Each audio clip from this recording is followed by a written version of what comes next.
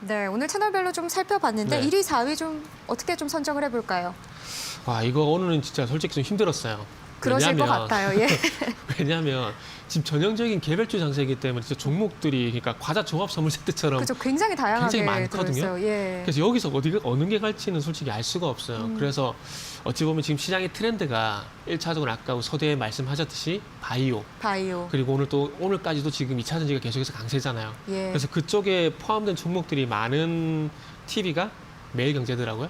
매일경제군요. 예. 그래서 매일경제가 1등이라 좀 볼 수 있을 것 같고, 그리고 MTN 같은 경우에는 뭐 한미약품 같은 종목들이 있긴 하지만 조금은 MTN이 약간은 다른 채널들에 비해서 바이오라든지 그리고 이런 2차 전지가 좀 없는 것 같아요. 예, 제 예. 개인적인 판단에는. 네. 그래서 1등, 4등의 기준을 오늘까지도 좀 트렌드가 되고 있는 2차 전지 바이오가 있느냐 없느냐, 거기에 좀 중점을 뒀습니다. 시장의 트렌드로 좀 네. 중점을 두셨군요.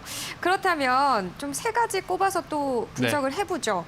첫 번째 관심주는 어떤 걸 좀 보셨어요? 첫 번째는 일단 후성이라는 종목을 좀 선정을 예. 했는데, 후성 같은 경우 대표적으로 소부장 관련 종목 좀 많이 알려져 있습니다. 그 에칭가스, 소위 말하는 에칭가스 관련 종목이라고 보시면 될 것 같은데, 솔브레인과 대표적으로 그 에칭가스 생산하고 있기 때문에 반도체 소부장으로서 항상 뭐 부각이 되는 종목이라 봐야 될 것 같아요. 그런데 이 회사 같은 경우 이제 그 에칭가스뿐만 아니라 2차 전지라든지 그리고 탄소 배출권 요 두 개의 어떤 모멘텀이 추가적으로 있는 상황이기 때문에 아마 상승으로 이끌 만한 핑계거리가 많다라는 점을 보게 된다라면은, 개별 종목 장세가 또 지속이 된다라면은 예. 아마 후성이라는 종목을 좀 주목을 해도 되지 않을까라는 좀 생각을 좀 해봤어요. 일단 2차 전지 같은 경우에는 많은 종목들이 있지만은 이 회사 같은 경우는 전기차 배터리용 전액 첨가제를 현재 생산을 하고 있는데 국내에서 유일하게 좀 생산을 하고 있습니다. 그러니까 네네. 독점적으로 하고 있다고 보시면 될 것 같아요.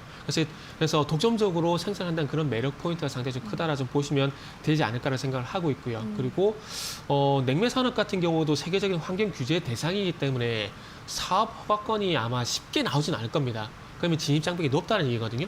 그럼 방금 말씀드린 2차 전지 부분에서도 전액 첨가제 네. 독점이죠. 그리고 냉매 산업 같은 경우는 진입 장벽이 높아졌기 때문에 이게 또 독점 산업이 될 수가 있다는 거죠. 그렇다면은 경기가 어떻게 되든지 간에 일단은 독점하고 있는 사업권을 가지고 있다는 것 자체만으로도 안정적인 매출이 발생이 될 수가 있겠죠. 그렇다면 회사의 어떤 재무구조라든지 이런 부분들에서 긍정적인 어떤 점수를 줄 수도 있고, 그리고 지금 어쨌든 친환경이 트렌드거든요. 그렇죠. 2차 전지가 마찬가지잖아요. 예. 그렇다면 이 친환경이라는 어떤 트렌드 측면에서 봤을 때 이 냉매 산업이라든지 그리고 2차 전지 이런 부분들이 앞으로 부각될 가능성이 상당히 높다라는 거죠. 그리고 이 회사 같은 경우는 사업 목적을 또 참고해보자면은, 정관을 또 참고해보자면은 탄소 배출권 매매업이 또 등록이 돼 있어요. 그렇기 때문에 아마 바이든이 취임하고 난 다음에 이전에 작년에 뉴딜 산업이 예. 그렇게 큰 테마가 됐듯이 다시 한번 바이든발 어떤 그 신재생 이런 트렌드가 또 오게 된다라면은 아마 상승으로 이끌 만한 상승으로 이끌 만한 호재거리가 좀 많다고 봐야 될 것 같아요. 알겠습니다. 탄소 배출권도 그렇고 네, 뭐 네. 냉매 산업도 그렇기 때문에 2차 전지도 그렇고요. 그래서 한번 주목을 해보면 뭐 좋지 않을까라 말씀드리고 싶네요. 알겠습니다. 그러면 좀 목표가나 이런 거는 어떻게 좀 보면 좋을까요? 일단은 요 종목 목표가 같은 경우에는 요 종목이 지금 2017년도부터 지금 가격대를 보게 되면 12,000원대 돌파가 좀 쉽지가 않아요. 예. 그래서 요 종목 일단 12,000원대를 돌파하고 난 이후에 목표가를 좀 설정해도 되지 않을까라고 좀 생각이 드는데, 이 저항대 지금 선이 그어져 있는 12,000원대를 돌파를 하게 된다라면은 아마 신고가 패턴으로 해가지고 15,000원 이상도 봐도 되지 않을까 생각이 들거든요. 그러니까 조금 전에 말씀드렸던 이 핑계거리가 완전하게 진짜 호재로 반영이 되게 된다라면 또 변동성이 확대될 수 있거든요. 예. 그 변동성을 타고 상승으로 가게 된다라면은 12,000 돌파 시에 15,000까지도 보는 것도 좋을 것 같다. 네. 이렇게 말씀드리고 싶네요. 지금 1%대 하락대 나타내고 있는데 네네. 12,000 돌파하면은 15,000원 선까지도 바라볼 네네. 수 있는 그런 종목으로 꼽아주셨습니다. 자, 두 번째 관심주입니다. 어떤 건가요? 두 번째는 이제 아무래도 바이오가 이슈이기 때문에 바이오 쪽의 종목을 좀 선택을 해봤는데, 예. 큐리언트라는 종목을 좀 선정을 해봤습니다. 네, 요 종목 같은 경우 최근에 면역 항암제 FDA 임상 1상을 본격 개시했다는 뉴스가 있는데, 제가 보기엔 이건 일상이라기보다는 이상이라고 보는 게 맞지 않을까라는 좀 생각을 하고 있거든요. 오, 예. 왜냐하면은 일상 같은 경우는 보통 안전성을 테스트하기 때문에 일반인 대상으로 해요. 그래서 네. 그 지하철 타보면은 그 광고란에 보면은 임상 참여자 모집하는 거 있잖아요. 예. 그게 일상이거든요. 근데 지금 큐리언트 같은 경우는 고령암 환자 78명을 대상으로 하고 있기 때문에 요거는 일상을 대상으로 하는 일반인이라고 보다는 이상을 대상으로 하는 소수 환자로 예. 좀 봐야 되지 않을까 생각이 좀 들거든요. 그래서 어찌 보면은 제가 볼 때는 일상보다는 이상이라는 좀 생각이 들고 시장에서 일상이라는 얘기를 하고 있지만은 진전 속도를 봤을 때 조금 빠르게 이상이라 좀 봐도 되지 않을까. 아니면 1.5상? 이렇게 봐도 되지 않을까 생각이 좀 드는데 어쨌든 이 일상에서 또 안정성이라든지 효능을 또 테스트를 해요. 근데 안전성 같은 경우에 일상에서 좀 보긴 하는데 이게 부작용과 좀 맞물려 있는 부분들이거든요. 그래서 소수 환자 대상으로 해서 안전성을 테스트한다는 것은 부작용을 테스트한 거기 때문에 예. 이상이라고 봐도 되지 않을까 생각이 들어요.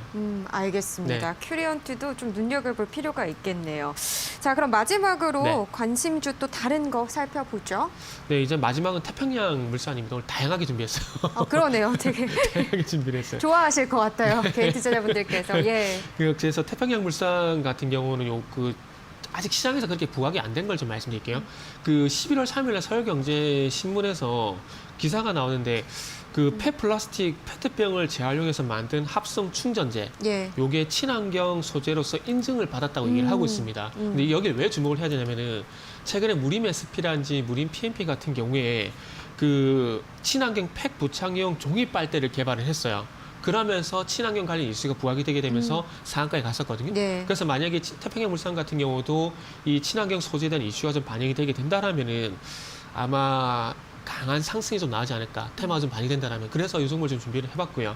그리고 차트적인 부분을 봤을 때 지금 최근에 이 종목 같은 경우 RECP 그 이슈가 좀 반영이 된 11월 16일 이후에 차트를 보시면은 지금 2,000원대에서 좀 횡보가 있었거든요. 네. 그런데 날짜를 좀 보게 되면 12월 17일 날 16%가량 변동성이 나오게 되면서 제가 봤을 때는 이 2,000원대를 좀 돌파를 한 것이 아닌가 예. 좀 생각이 들고 있고요. 그래서 2,000원대가 돌파가 되고 난 이후에 지금 상승 눌림목이 나오고 있다는 생각이 좀 들고 있고 이 상승 눌림목 이후에 2차 상승이 나올 가능성도 없기 때문에 계단식 상승을 노리고 이 종목을 한번 매수를 해보게 된다라면은 좀 좋은 결과가 있지 않을까라는 네. 제 생각입니다. 어디까지 보세요? 이 종목 같은 경우에는 일단 만약에 제가 이 종목을 매수를 하게 된다라면은 예. 2,500원 이상은 일단 볼 것 같아요. 2,500원 최소 이상으로. 2,500원. 최소 네. 단기적으로 알겠습니다. 네. 지금 뭐 2,000원을 넘어서 있는 상황이니까요. 네네. 2,500원까지도 보신다는 그런 관점이었습니다. 자, 이렇게 장중에서 세 가지 종목을 좀 꼽아봤는데 전문가님이 네. 꼽은 관심주가 또 가장 궁금하시지 않겠습니까? 예. 네. 그 솔직히 종목 같은 경우는 펜오션이라는 종목도 말씀드리고 싶고 지금 오늘 보고 있는 뭐 후성이라든지 큐리언트, 태평양물산 다 봐도 될 것 같아요. 다 봐도 될 것 같은데 네. 근데 여기서 그 관심을 하면 안 되잖아요. 그래서 솔브레인이라는 종목을 준비를 했는데 요거는 첫 번째 후성과 상당히 연관성이 있다고 보시면 될 것 같아요. 네네. 에칭가스.